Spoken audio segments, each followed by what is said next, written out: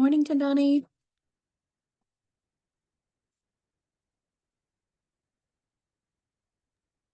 Hello, No, how are you get you? I'm good. You get the gold star today for being early. Yes, I got a pop-up. So when I got the pop-up, I then just decided to log in. I love it.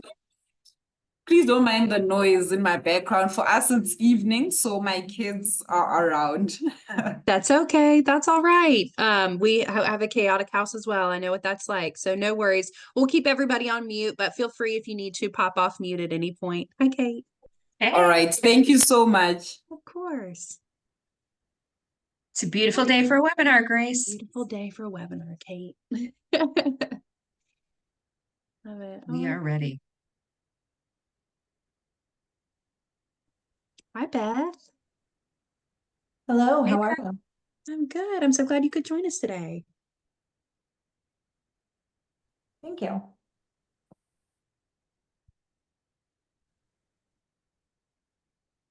Hi, Charmaine. Hi, Heather. Yuli's coming in. Got a lot of folks coming in. I know we had a fairly large group today, so I want to give everybody a minute to get logged in. Bewley, I saw your certification pop up. Great job on that, by the way. Are you still chipping away at Gainsight certification? I am definitely chipping away, and that was part of the digital customer success that I think they just released. So it was definitely one of the best courses I've seen. So Okay. yeah, I'm excited to apply it. Thank you. Awesome. Awesome. Proud of you. I know it's hard to find stuff. I struggle with it too. It's hard to find time in the day to especially to focus on professional development, but you know it's important. So proud of you. I know that took a lot. Thank you so much. You're welcome. All right. We're still getting folks logged in. I want to give us a little bit of time. And we are recording. So for those of you guys coming in and maybe have never joined before, we're recording this. We're going to send out the recording and the deck afterwards. I've got some great resources in the deck itself for you today. And I'll have a follow-up email as well with all of my contact information and Kate's as well. So if you have any questions or follow-up from today, we'd love to connect with you and just want to make sure we're giving you something cool to walk away with, a good takeaway for today. Okay. All right, I'm going to go ahead and share my screen and make sure everybody can see it. So Kate or someone on, if you can just give me a thumbs up when you see the screen pop up. It's coming. Okay, We're there. you there? All right, great. I am going to, just for those on the call, I am going to turn my camera off just to make sure that I don't slow us down at all with, all the internet things that happen on live calls. But I wanted to take a minute and say thank you so much for joining us. I know we'll have a few more folks trickling in. And I just gave the announcement we're recording and we'll send out the deck afterwards. But thank you so much for joining us today, talking about a training program for sustainable user adoption. So my goal for today, and we'll talk through our learning outcomes, but my goal for today, as always, when I lead these webinars is really just to make sure that you walk away with something valuable. You're giving me an hour of your time today, and I want to honor that by giving you something that you can walk away with. So I want this to feel as valuable, as interactive as you want it to be. So feel free to pop on camera, come off mute if you have questions or anything that you may want to share in the chat. My colleague Kate is going to be monitoring chat and keeping an eye on that for us as we go. All right. Well, we've got a lot of things we want to cover, so I'm going to go ahead and jump right in. I did want to take a minute and share a little bit about myself for those of you that I have not met yet. I wanted to tell you a little bit about myself. I'm based in Raleigh, North Carolina. I work for a company called InCloud. So for those of you that have not, again, haven't had the chance of meeting you yet, we are a consulting firm specializing in all aspects of customer success. I know a lot of you have interacted with us around Gainsight, but we have just extensive experience in Gainsight, the customer success platform, but also think all things customer success and customer success strategy. So that's a little bit about who InCloud is. I also have a slide at the end to connect with me. So happy to chat more about that. But as Nick Mehta always says, on a personal or human first level, I am in Raleigh, North Carolina. I grew up in the area I am a CS nerd. I always like to say I'll nerd out on anything customer success with anyone. So please feel free to connect with me on LinkedIn. I'd love to chat with you. I am a foodie, and in true foodie fashion, I always like to joke, I married a chef / butcher, and it is awesome. I don't grocery shop, and he does all the cooking, and it rocks. I'm not going to lie. And also a mom to Lawrence, who just turned 5. He is not that small of a 5-year-old. That picture is from a couple years ago. So a little bit about my background. I started in implementation and support for a SaaS company. So my job was answering phones and support questions and really getting people implemented in the software. That was a very organic move into customer success, as you can imagine, right? Like you identify what's working and what's not with your customers, and you want to do that on a larger scale. So from there, I moved pretty organically again into customer success operations and implemented Gainsight, was the first customer success tool, in 2015. Since then, I've led about 40 Gainsight implementations. And so what I want to focus on today is we're going to be talking a lot about, there'll be a lot of Gainsight in there, but I really want this to be thinking about CS tool agnostic, right? So I want to bring some of the things that I've learned over the years in leading trainings and leading rollouts and leading these training or these enablement adoption campaigns, if you will, over the years. So I've got quite a bit of experience in it and have learned some really hard lessons. I'm sure that a lot of you probably might have something similar as well, have some of those as well. All right, so that's a little bit about me. But let's go into what we want to walk away with today. Again, I want you to have something very tangible to walk away with. So from a very high level, what we're going to cover today, we're going to talk about the understanding the why, the what, and the how of change management. Everything starts there, right? We need to understand what's important about it, why is it important, and how do we execute it. Then we're going to talk about the 4 T's of training and enablement in relation to end user adoption. So whatever that is for you right now, you can even apply a lot of these principles to training programs with your customers. So put on that hat as well. Don't just think about your internal teams, be thinking about your customers, because I know that also is a boat that a lot of you might be in right now. And lastly, I want to talk about and understand the effective communication strategy and how essential that is in any time that you're rolling out some kind of change or having some kind of enablement program that you're launching. All right, so I wanted to start with this quote. I actually used this quote. We led some of these, a version of this session at Pulse Europe. And so I pulled Winston Churchill saying, "To improve is to change, to be perfect is to change often." Now, not to say that I know better than Winston Churchill, but I would say that I would probably add the road to success is to change often. I think perfection sometimes gets us tripped up quite a bit. And we all knows it's progress over perfection. So I think that that's one thing to highlight there is just you're going to change. Things are going to change and it's going to happen often. And just making sure that you're keeping an eye on keeping your eye on that, what you're improving along the way, right? So it's not just like we're going from one thing to the other, like what are we making better? All right. So I'm sure everybody's favorite topic, change management. But before I even go into these, what I do want to call out is in this session, you might actually this might mean different things to you. I highlighted it a little bit a minute ago, but for instance, some of you may be looking at this through the lens of rolling out Gainsight or a CS tool to your team. Some of you may be struggling with major changes like bringing 2 teams together, and you've had maybe an acquisition, and you want to make sure that you're keeping that top of mind. But one of the things I wanted to just make sure is like to answer that question is to say you might be thinking about this in relation to your customers as opposed to your internal teams. So wherever you are in whatever that change is that's happening for your end user or your customer, we wanted to start with change management. All right. So why change management? Why do we need to focus about it? Why do we need to talk about it? Well, it challenges everyone. This is the number one thing that organizations report that it's their biggest challenge, right? I always like to make the joke that it's the public speaking of any organization. Nobody really loves to do it. It takes practice, and you always need to focus on it.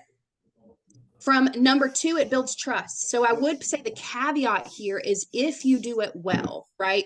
So if we do this well and we follow the steps that we're going to highlight today, then that will show that you understand them and you've thoughtfully approached that initiative.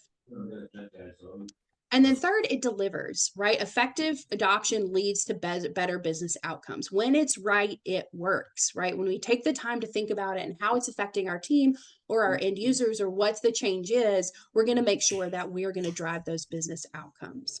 Kate, I think there's a line that's unmuted. Do you mind going through and finding that? Do you have that ability? I was just about to message you and I don't have that ability. So if you Oh, wouldn't here we mind go. going in just to mute all participants, that would be great. Thanks. Gotcha. Yep. Sorry about that. That's All right, here we go. All right, there we go.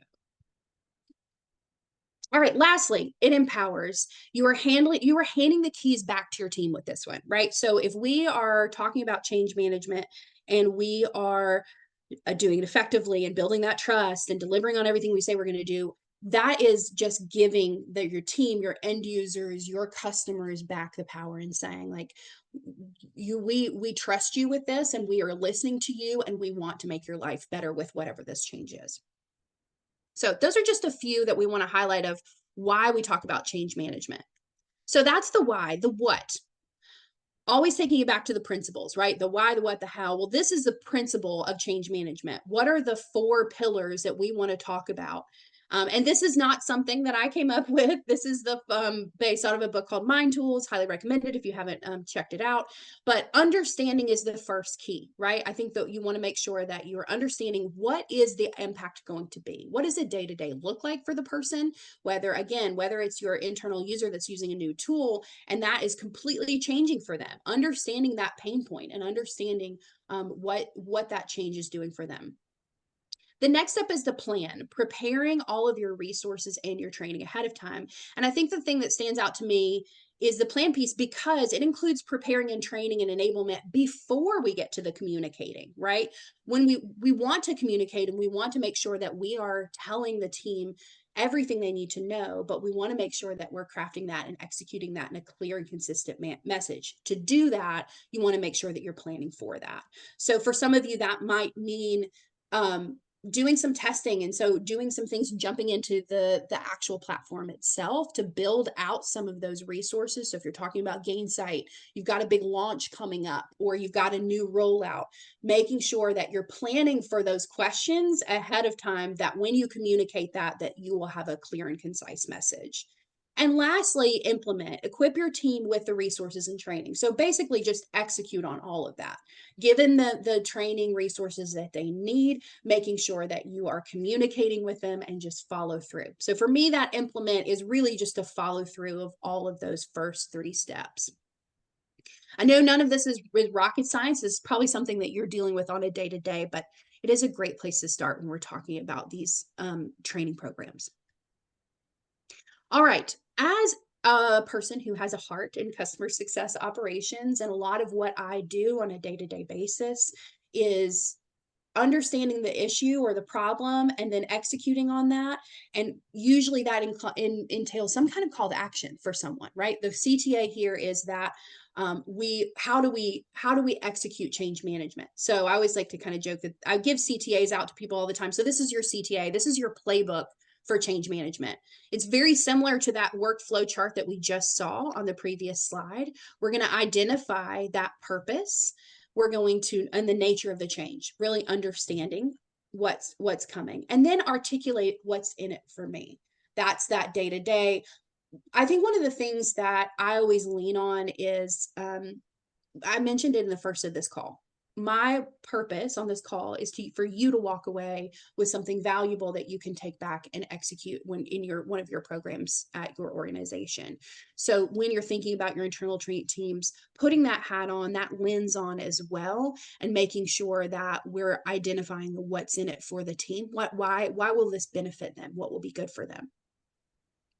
And then create and identify your tactical resources. So those resources and materials and individuals that will be the best way to execute this change, making sure that you've identified that and planned for that as well. All right, so what does change mean for your team? So this is where I put together something I just am calling the 4 T's of end user adoption. Nothing fancy here, but The 4 things we're going to talk about over the next few slides is tangible, tooling, transformation, and talkback. Honest, to be completely transparent here, this used to be feedback, and I was like, well, I need another T word. And when Googling something, you can find out that, is there a T word that has to do with feedback? And this is an actual industry term, FYI, for, I think in the broadcasting realm of, this is their terminology for feedback. So just kind of closing the loop on that. I didn't make this word up. But so for the tangible is, what are the things that my team needs to learn and what's in it for them, right? The tooling, what are the tools that you need, that the team is using to support, right? So what is the tool that you are educating them on? But then also, what are those tools that you have in your arsenal that you can use to execute this as well? Think about Slack, think about your intranet, think about all of the different materials that you might need for this training program that you can use as support, or those tools that are going to help you. Transformation, right? Creating learning outcomes and defining that transfer. What's going to change? What is going to be this major great thing that's going to happen for the team? And then build on your training over time. So just like you don't just say, okay, great, here's a tool, wonderful, I hope you enjoy it, and then you step away.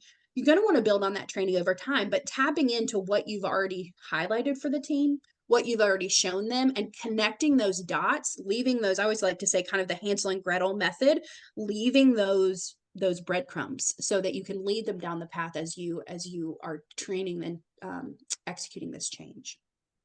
Lastly, talk back, or your feedback. How will the team share the feedback? So not just thinking about how do they get that message to you, but what are the different types of feedback that they might give you, and what would be the process around those? So those are the 4 T's of end user adoption. Let's go into each of these. So talking about tangible, I love this slide. It's one of my favorites. A colleague put this together for me that she had based off of a book that she read, and I really love it. So let's talk about your learning personas. You've got your eager Esters, right? So eager Esther needs all the detailed resources. She is very well versed in project management. She needs nitty gritty advice. She's motivated to change, right? She already knows this change needs to happen. She's ready for it. And so for this one, you're going to want to make sure that you're giving all the detailed resources, all of the things ahead of time, right? Saying like, hey, don't worry, we've thought about you. Here are the things that you can tap into. Another learning persona that you might encounter along the way is Lost Lucy, right? This person needs clear guidance. They're maybe a little less unfamiliar with project management tools like Gainsight or whatever tool you're rolling out. They know that they need to change, but honestly feels a little lost on where to start. There's motivation to change. That change is still there. They want that, but they need clear guidance. So this is someone that you probably don't want to give everything to right away, right? For those of you that might be creating a learning path in a learning management system of some kind, your eager Esters going to want to say, where's the library? Where is all the videos of everything that I might see and all the training courses? I want to look at that, and I want to dive in, and I want to see how it's going to help me, and I'm going to do better. Lost Lucy is going to say, hey, I really love this, but I need you to take it. I need to take it slow. I want you to show me what I need to learn first, how it's going to affect me, and leave those breadcrumbs, right? Drop those along the way to guide that person along the way. Lastly, reluctant Ray. So I think people are reluctant, right, to include these people maybe or in your rollouts, right? Or you're thinking about them a lot. Oh man, they're the loudest in the room.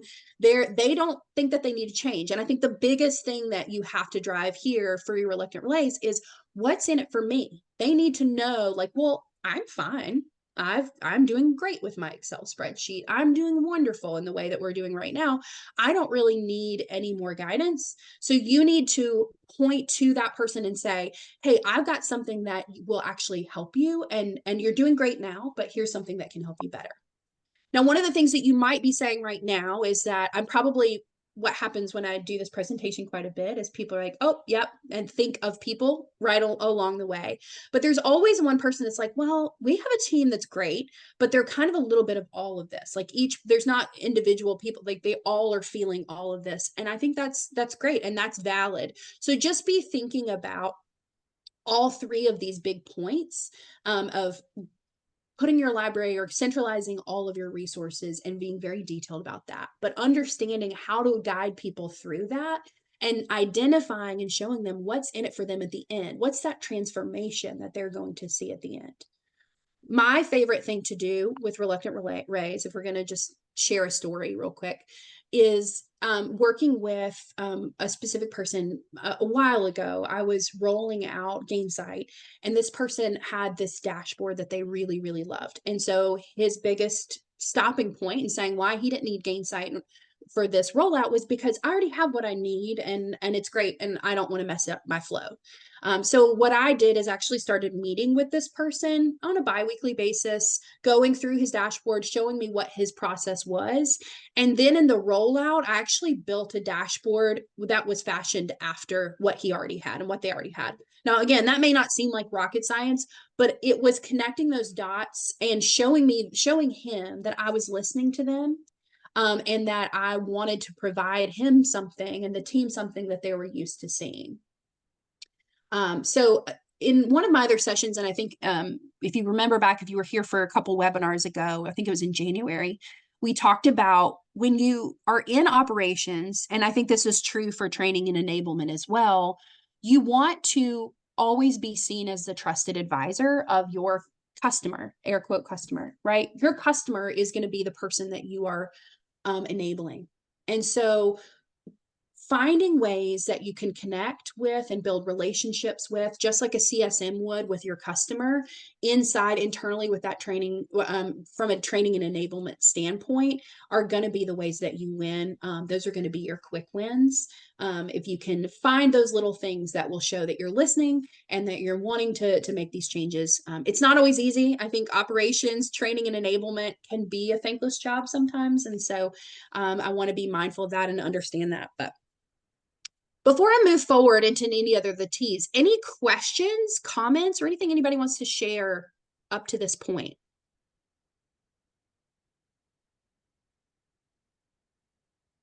Okay, that's all right. Feel free to pop in if you have any comments. I always love to hear stories too, because I know if anyone does want to share in chat, I would really love to hear maybe what you're up against, right? What is the challenge that you're facing? And we can discuss that more at the end. I'd like to save time for that. So. All right, so we've talked about the tangible. What are the tangible things that we want to focus on for our enablement? Next, tooling. All right, so from a tooling perspective, again, we've talked a little bit about what does that mean.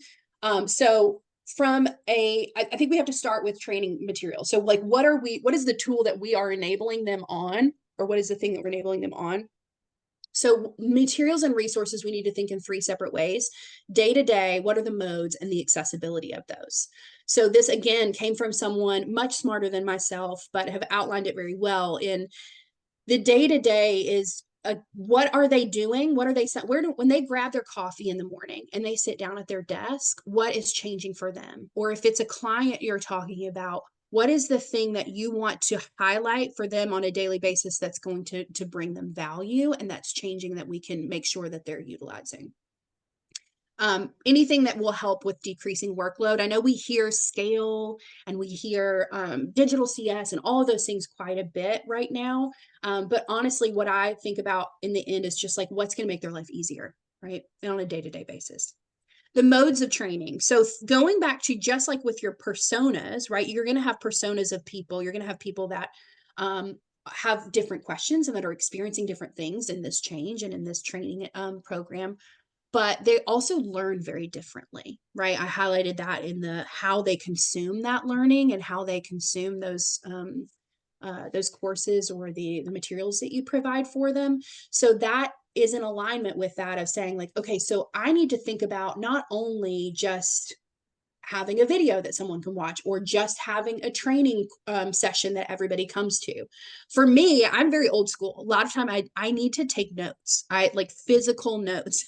I know some of you are cringing right now, but I literally keep a pad next to my desk because when I write something down, that act of actually me jotting down a note with my hands and not on a computer, I'm connecting with it more. So what I always try to do, and what I think about when I'm doing trainings, is saying, like I'm doing today, I'm going to provide you with this deck afterwards in a PDF format for you to be able to click on links, go back and reference later.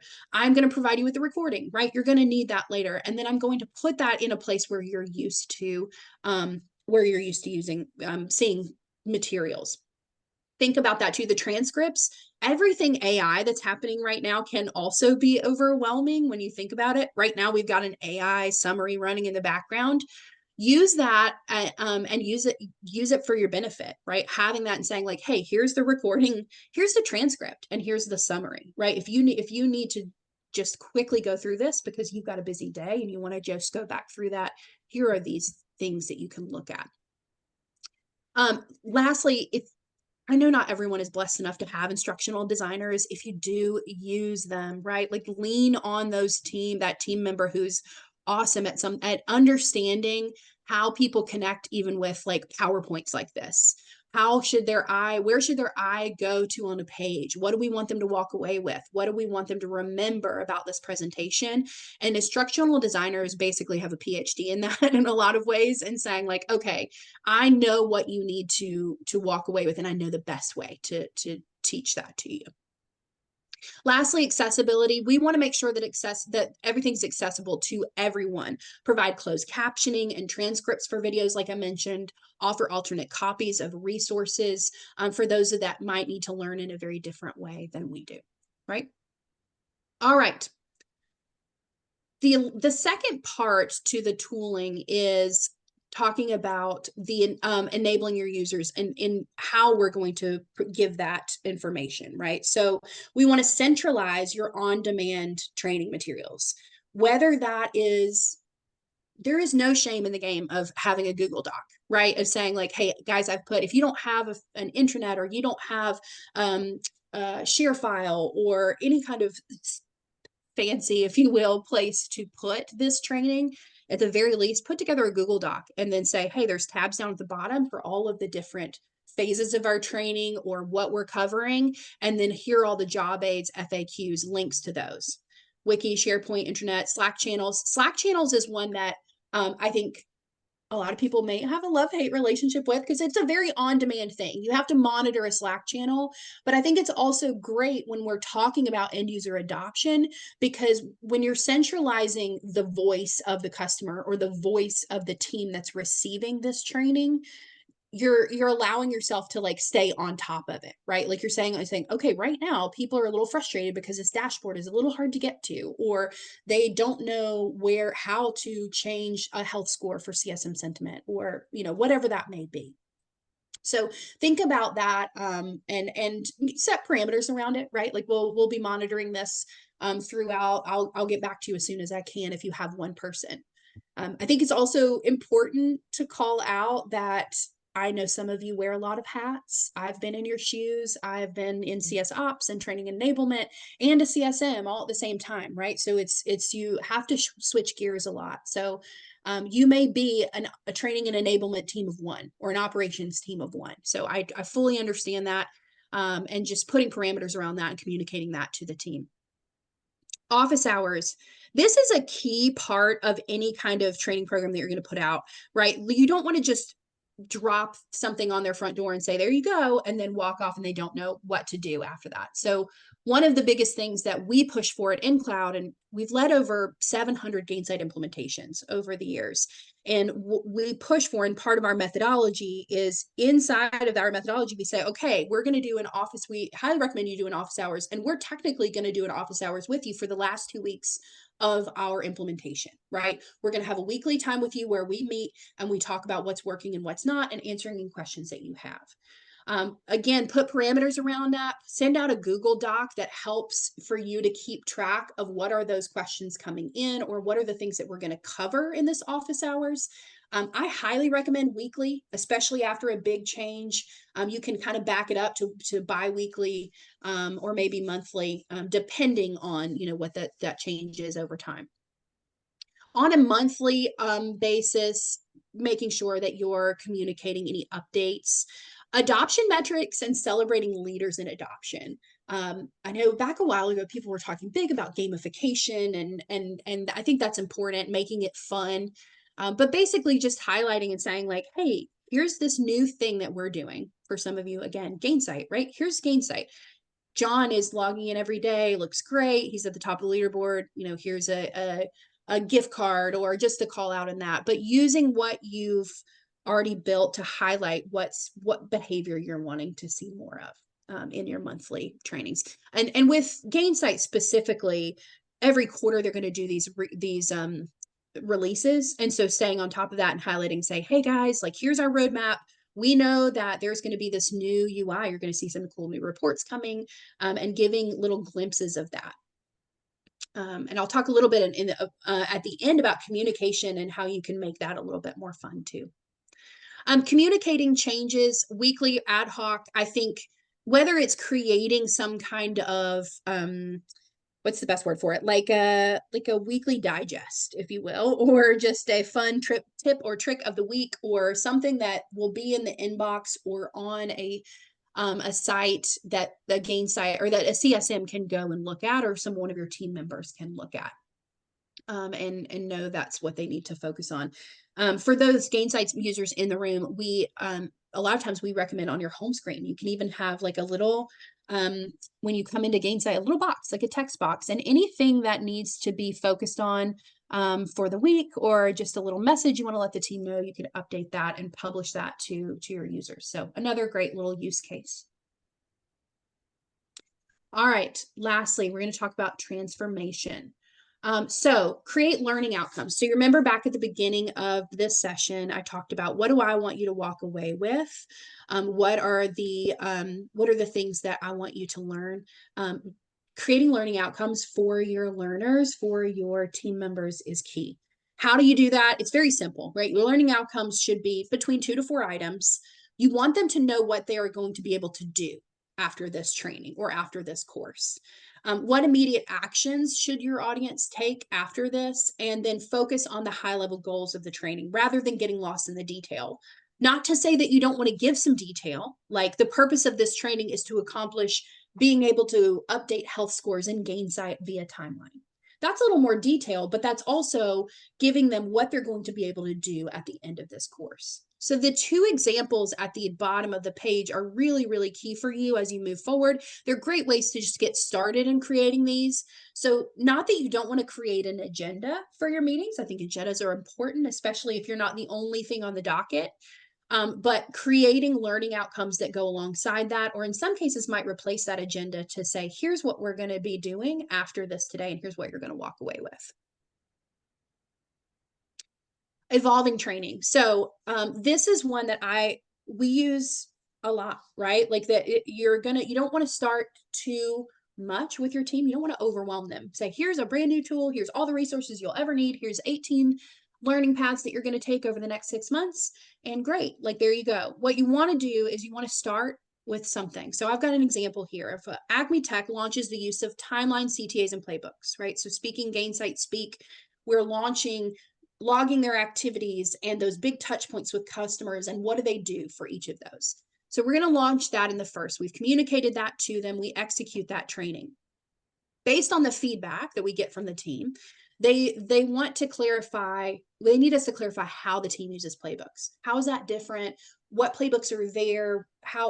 We just need to tweak that a little bit more. So from then, what they did is they wanted to then introduce success plans on top of that.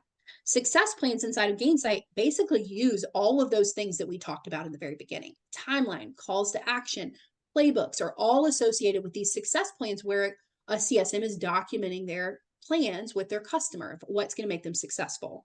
So what you want to do is you want to make sure that when you launch something like that, connect the dots back to the most recent training or to the thing that you can point to. For those of you that need a refresher, right? Like, hey, here's the video from the first training, or here is a quick how-to guide, or a quick how-to guide on what we covered so that you will understand this moving forward and build that training on that. And then after that, again, saying like, okay, now we've got what is what we're documenting what is successful for our customers and how we're going to help them meet those goals. Now, how do we know that our customers are going to be healthy? So they're ready to then move on and launch health scorecards. Throughout this whole process, what you want to make sure you're always keeping your finger on the pulse of is how are you going to measure the success of these initiatives? They should drive the training that you develop, right? So we want to make sure that when we launch this, that we've got a dashboard for our operations team of saying like, or, you know, your dashboard has been created for a team where they can look and say, oh, is this working, right? Are they doing it? Are they in the system? For the same thing goes for the feedback. Are we able to like go through and see what feedback we're getting, what's working? So when you are launching these, I know it's a lot to think about, right? We're thinking about resources and training times and communication, and there's a lot of layers here, but success factors should always come into play as well. All right, any questions so far? Kate, anything come through the chat? Nothing so far. Quiet group today, but I feel like you're also sharing lots of knowledge and expertise that I'm sure everybody's taking copious notes on. Thanks, friends. I appreciate that. I do have a tendency to get going really fast, so I have to stop myself and slow down. So yeah, we'll appreciate that, and we will continue monitoring chat. Lastly, I said lastly for transformation, but you cannot forget talkback, right? Your feedback. We want to make sure that we're establishing a feedback loop for this initiative. You've done the hard work in putting together the training program. You've done the hard work in communicating this, but that doesn't mean that we're done, right? There's always that follow-up of, well, you're going to have people that give you feedback, right? So think about it. I like to always think about it in the 3 different kind of buckets, right? Your general feedback.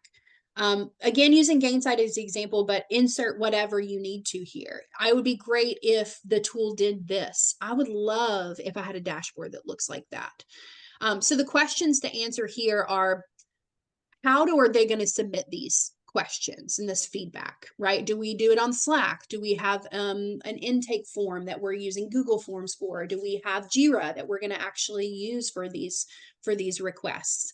So you want to make sure that you are logging those in some sort of way. Again, no shame in Google Docs. It is a wonder, right? You can communicate with that. You can put your questions in there and you can answer those on your weekly office hours. That's a great first step if you don't have anywhere to start. Next is issue management, right? So this is something's wrong, right? There's something that should be working and it's not. How is this going to be different from the general intake submission form? Is it the same process? How do we make sure that there's an escalation process involved, right? Of like, oh, this is, you know, a big error. It's affecting everybody. So making sure that you're thinking about all of those ahead of time. And then gathering feedback via survey to understand overall satisfaction. I highly recommend creating it, especially if you're launching a platform, creating a survey that you send out prior to and right after the launch, and then that same survey a few months later. Because what you're going to do is you're going to establish your baseline. You're going to see how successful your training was or your rollout was. And then you're going to see over time what the success is of that training or that program. So making sure that you are documenting that along the way. Super easy to start out. You can use using Gainsight to do the survey, quite honestly. If you've already rolled that out, you can do internal surveys. You can use Google Forms. You can just making sure that you're keeping your finger on the pulse of like what's important to the team. All right. I mentioned this before, and I wanted to come back to it. Communication strategy.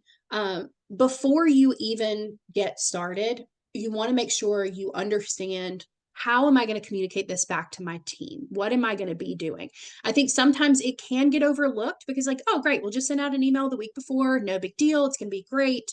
And then like we'll have our office hours and that'll be wonderful.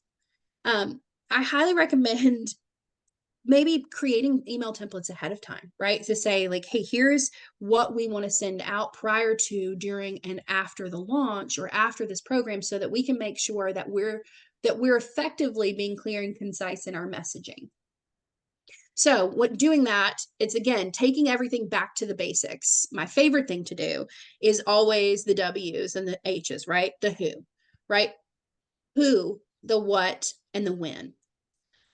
Who are the go-to contacts? So when we're communicating, we want to make sure that we are giving the people that need to be reached out to a spotlight for that. So for a Gainsight rollout, a lot of times I would be like, I'm the person you want to reach out to for this. This is the person you want to reach out to for that.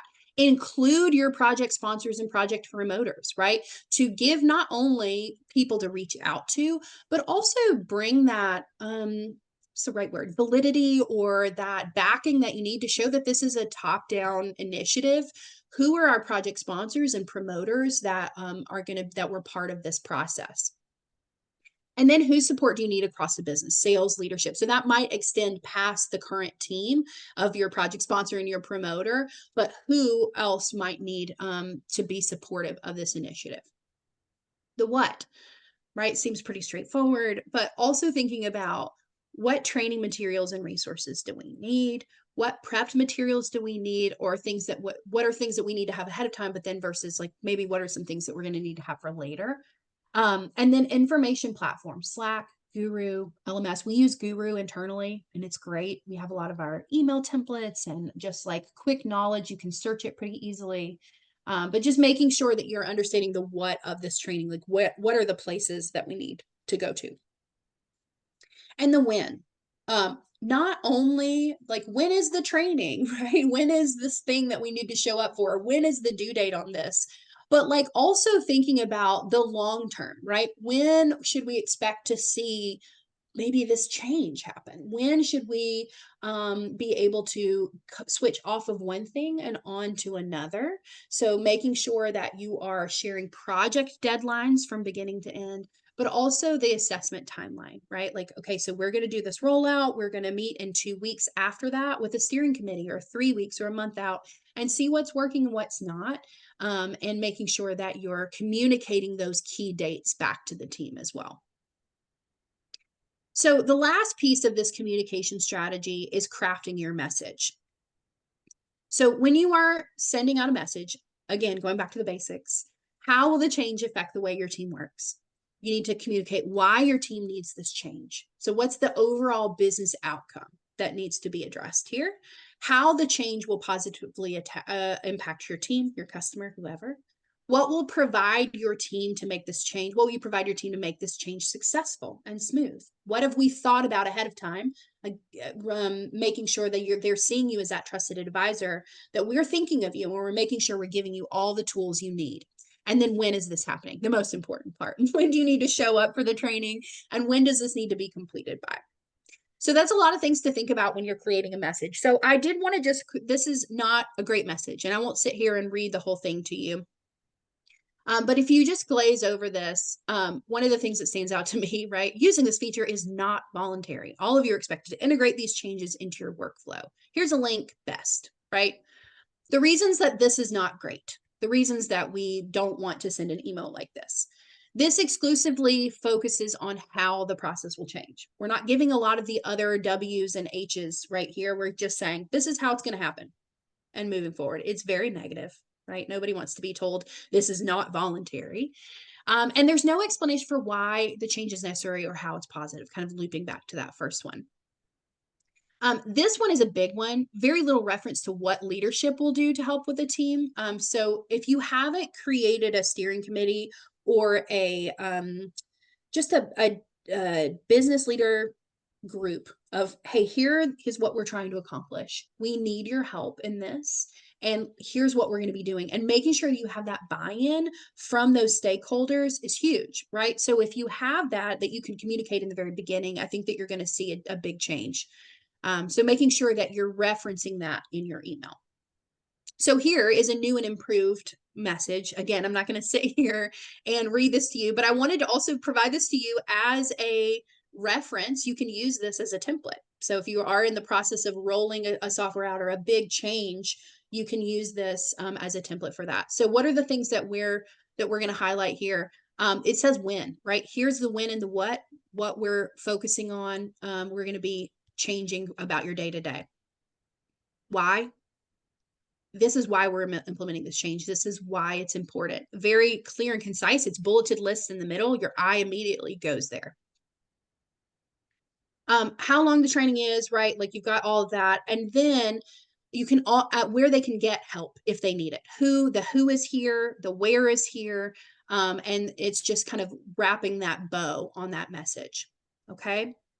So I know I've talked a lot about a lot of things here. There's been a lot of things that have been going through, but I wanted to then loop back to my learning outcomes, right? So we've talked through all of these things. So the key takeaways that I wanted you to walk away with were understanding change management, why it's important, leaning into those 4 T's of like how you execute this and what is your team thinking and what do you want to make sure you're focusing on, and then how you're going to communicate that with them.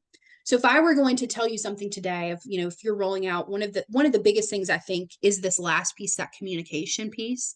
I have a friend who works for a very large corporation, and she recently did a Gainsight rollout, and she actually created this beautiful communication strategy that went out before. So she built the training programs for this, right? So she had her entry level, here's what Gainsight is, here's why it's awesome. And she had built that out on LMS.